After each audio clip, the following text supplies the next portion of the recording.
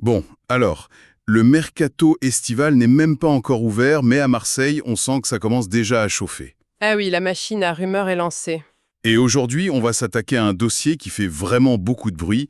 Ça nous vient du quotidien portugais O Jogo, et ça concerne un nom qui, je pense, fait rêver pas mal de supporters, Ruben Neves. C'est une rumeur qui est fascinante parce qu'elle touche vraiment au cœur du nouveau projet de l'OM.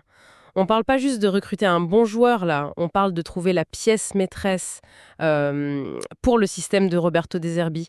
Et c'est vrai que sur le papier, Ruben Neves, donc, il a tout du candidat idéal. Alors, justement, décortiquons ça.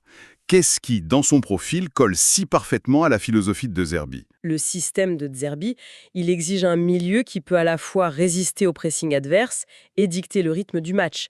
C'est un vrai chef d'orchestre, quoi. Un regista, comme on dit. Et Neves, avec son calme, sa vision du jeu et surtout sa qualité de passe sous pression, c'est le prototype même de ce que Zerbi a toujours cherché. Un peu comme son Locatelli à Sassuolo. C'est vrai. On l'a bien vu cette saison, le milieu de l'OM a souvent eu du mal contre les blocs bas. La capacité de Neves à casser les lignes avec une seule passe, ça changerait complètement la donne. Et puis, il y a cette frappe de balle. Je me souviens de ces missiles de 30 mètres avec Wolverhampton. Ah oui, oui.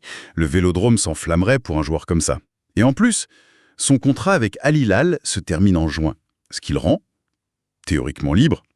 Ça, c'est le genre de situation qui fait briller les yeux de Pablo Longoria. Exactement. C'est ce qu'il appelle un coup de maître potentiel.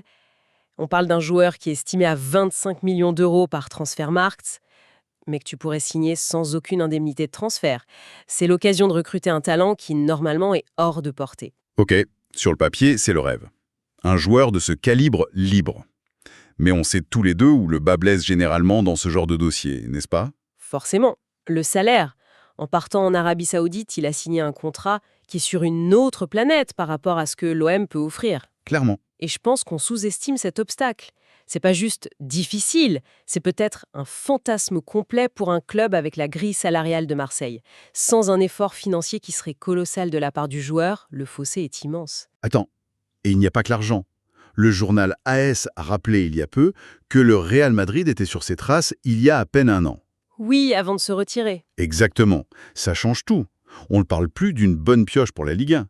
On parle d'un joueur qui était dans le viseur d'un des plus grands clubs du monde. C'est vrai. La concurrence doit être féroce, même avec ce salaire. Oui, mais j'ajouterai une réserve. C'était il y a un an. Il vient de passer une saison dans un championnat, le championnat saoudien, qui est bien moins intense, physiquement et tactiquement que les championnats européens. C'est un vrai point d'interrogation, ça. Oui, la vraie question c'est, est-ce qu'il aura le rythme pour s'adapter tout de suite aux exigences du pressing de De Zerbi? Al Hilal, en plus, veut le prolonger, donc il a des options confortables. Le pari n'est pas sans risque. Donc, si on résume, on est face à un pari. Un pari typique de l'ère Longoria. Audacieux, un coup de maître qui pourrait définir le mercato. Mais après les réussites et les échecs, celui-ci, ce ne serait pas le plus risqué de tous. Celui qui pourrait faire basculer le projet dans une autre dimension, ou au contraire, exposer ses limites financières. C'est exactement ça. Et ça nous amène à la question de fond, tu vois, au-delà de la faisabilité.